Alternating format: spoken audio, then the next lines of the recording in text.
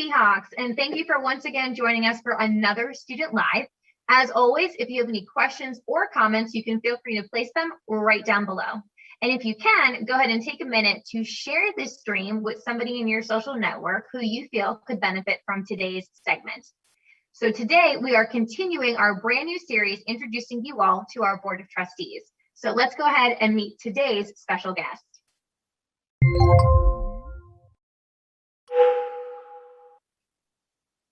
Hi, good morning, everybody. I hope you're all doing well. My name is Matt Caldwell. I'm on the Board of Trustees for Broward College.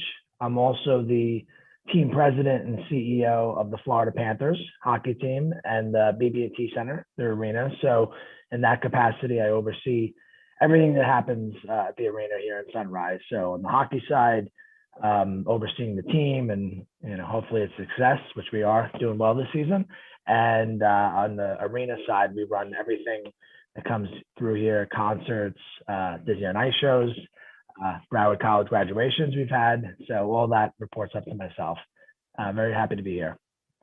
And we are very happy to have you with us today, Trustee Caldwell. Thank you so much for joining. I have my first question to you is, honestly, you're in a very unique situation. So how is 2021 treating you? Much better than 2020, I can tell you that much. It was almost 1 year ago to the day that sports leagues around the world paused. And I never would have thought what would happen over the next year. No one could have ever envisioned what's happened, right? Team leagues were paused. Games would resume, but in front of no fans. It's been very hard. Any sports team, any sports league, which the business is based on gatherings and bringing people together to enjoy and have fun. Obviously, we've had no gatherings in the past year or so. So it's been a rough year, but just like everyone else, we've all battled through. And as we stand here today, I think things are on the up and up. We're starting to see some light at the end of the tunnel. So we're hoping that maybe by the summer or the fall we can get back to some sort of sense of normalcy. Yeah, absolutely. The name of the game has definitely been pivoting.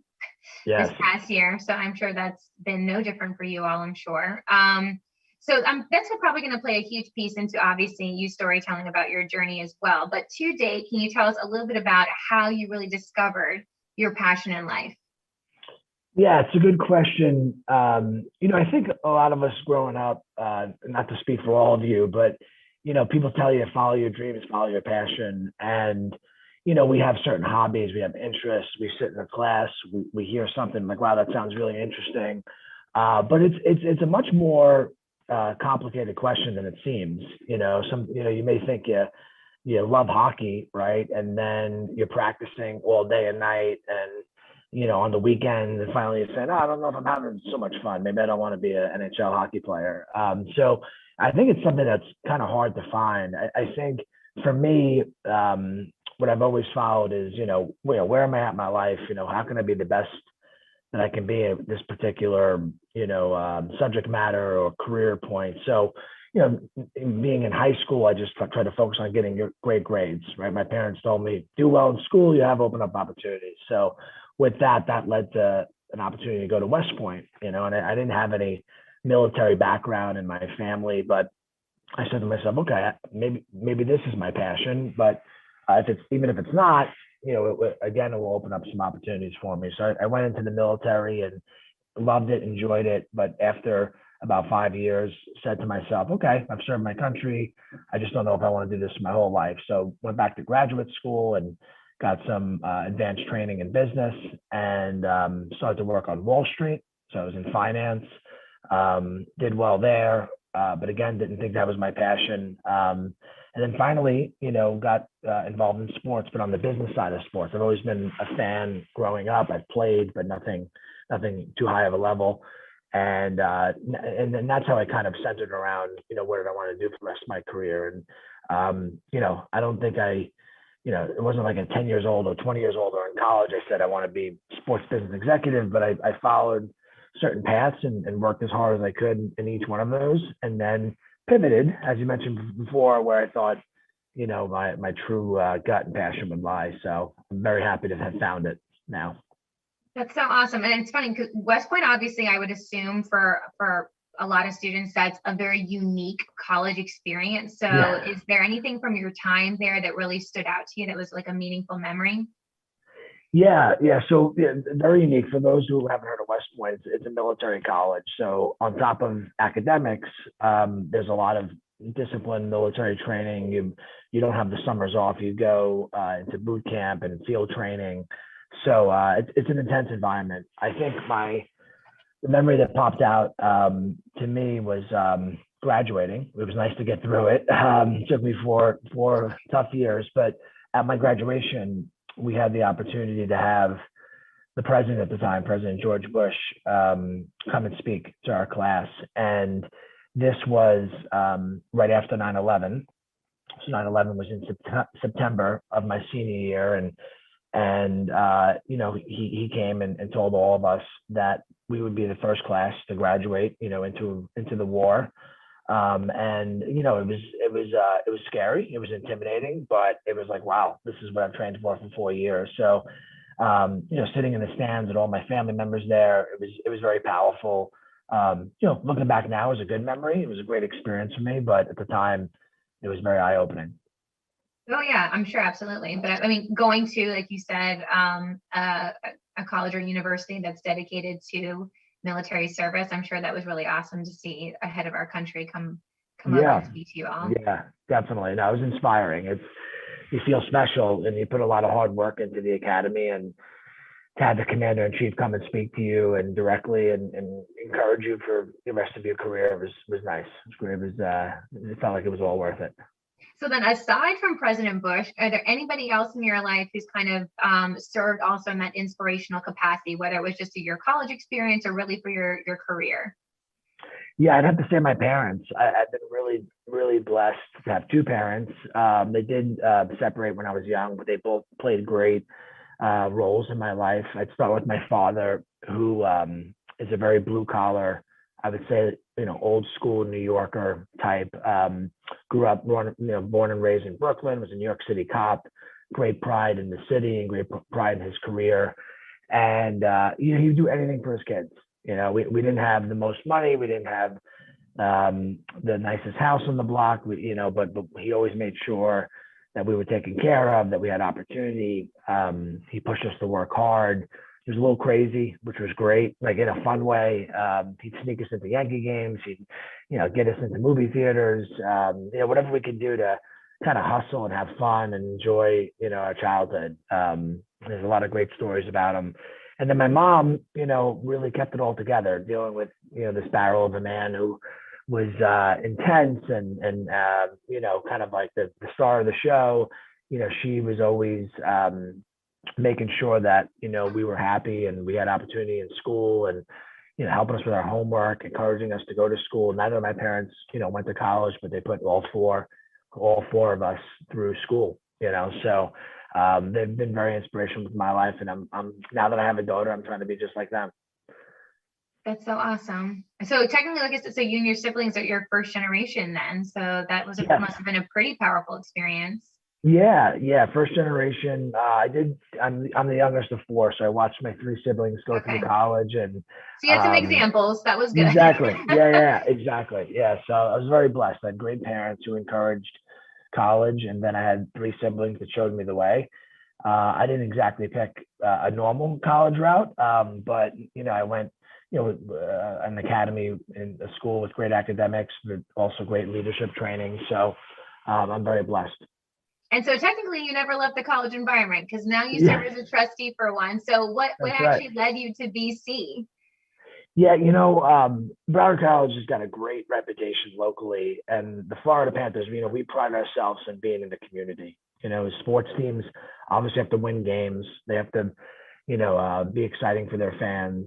And for us, for playing ice hockey in an untraditional market, right? This is not Canada. This is not New York or Boston. We go out and meet people and try to, encourage them to give hockey a try. And through the course of that, I had great respect and come across folks from Broward College. We know Broward County really well, so they're always talking very highly of Broward College. And then I met your president, Gregory Hale, who is extremely inspirational, incredible leader.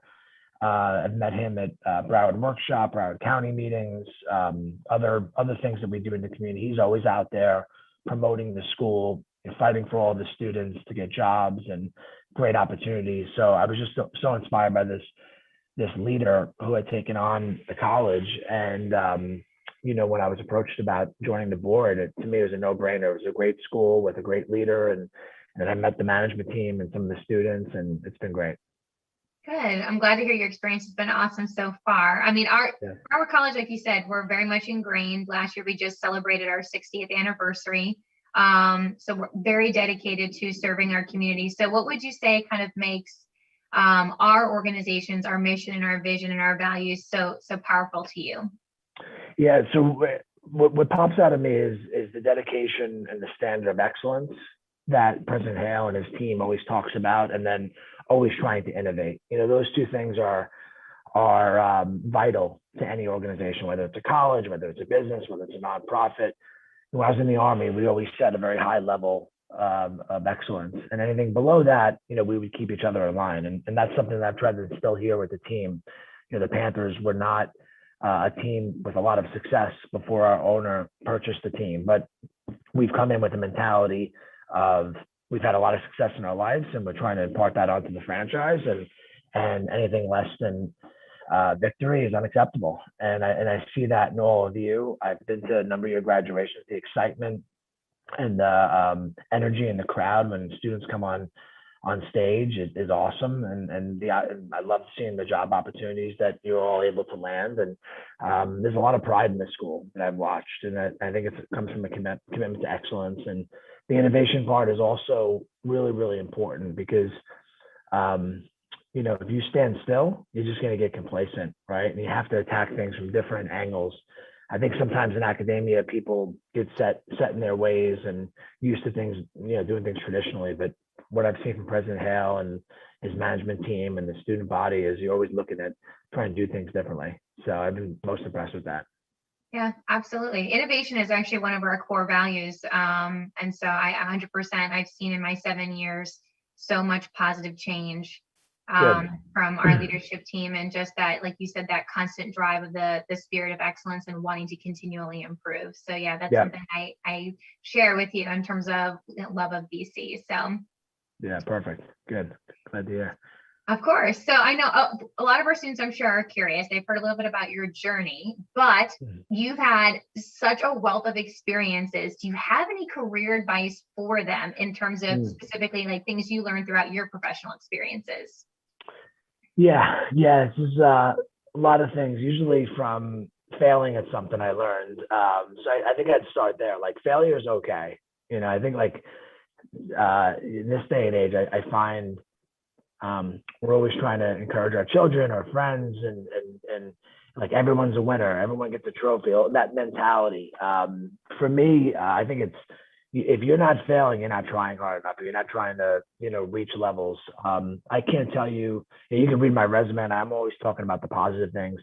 It's probably at least double the amount of stories I have of failures that I've had. I remember trying to get into graduate school, and I had trouble with the GMAT exam, which is a standardized test you take for business school. And I was in the Army. I'd been away from school for a long time, and I was trying to study when I was stationed overseas. And I had to take the test like 4 different times just to get to a threshold to get into the schools that I wanted to get into. And I remember after like the second or third time, my family telling me, hey, maybe you should, just throw in the towel and give up. But, it's very easy to give up, and persistence and perseverance and just never stopping despite failing. You just got to learn from every experience and be okay with it. Don't be embarrassed or shy or insecure. Just tackle those fears. So I think failure, is I don't try to fail. Obviously, try to succeed, but when you fail, just don't be dismayed. I think that's, you really should take them. I can't tell you how many rejections I've had in my life. I remember coming out of law school because I did a joint degree, and the top 10 or so law firms all rejected me. And I keep those letters as motivation, so they're in my little office. And, I like to go back to them now and say, hey, I know you guys would love to be our law firm, but you rejected me, so I'm going with these guys. So failure is, there's something that you should just keep striving to fight through. And then the other one is, I kind of touched on this earlier. It's good to have 5, 10, 15-year plans and goals and think ahead about what you want to do, but don't lose sight of like what you're actively doing. So if you're in class right now, or you're about to go into your next class, like really think hard about like, how do I shine and excel at this specific class? Even if I know I'm not going to, choose this as a career, or this is not my 5-year plan, because you develop good habits of being the best at anything you do. Like my last year in the Army, like I knew I was getting out of the Army. I was hitting my 5-year mark. I could have easily just slacked off and said, you know what, doesn't matter. But what I didn't realize, so I didn't do that, thankfully, and I worked hard. And then when I got to graduate school and I was applying for jobs, they wanted to speak to my most recent job, supervisor. So my last year, I had to go back to the major that I worked for. If I would have slacked off and didn't make a good impression, that person would have said, yeah, I don't know, he wasn't that great, So you really, it takes a lot of discipline and it's a lot of hard work, but you just have to just be the best that you can be. You can tell the Army's got that instilled in me. Yeah, I think, well, it goes back to what you were saying earlier about that spirit of excellence and how Yes. meaningful that is. But I also agree with you. I think failure can be, believe it or not, a wonderful teaching tool. And I think that you hear a lot of success stories from people, and it wasn't that it was always a hit every time, is that they definitely had misses along the way. And those were the moments that were very instrumental to them. Definitely. You keep fighting through them. We all love to tell the success stories, but it's the failures that usually wind up getting you there. Yeah, absolutely. Well, Trustee Caldwell, I cannot thank you enough for spending time with us. And also, I really actually personally want to thank you so much for your service to this country. Oh, thank you. Thank you. We've really very much enjoyed getting to know you. So, and hopefully our students did too. Yes, I hope so. Thank you. Well, thank you as always, Seahawks, for tuning in. Be sure to check out the survey link in our description below so you can give us feedback about today's program. And be sure to tune in to learn more about our Board of Trustees coming up. We hope to see you all soon. Bye. Take care. Bye-bye.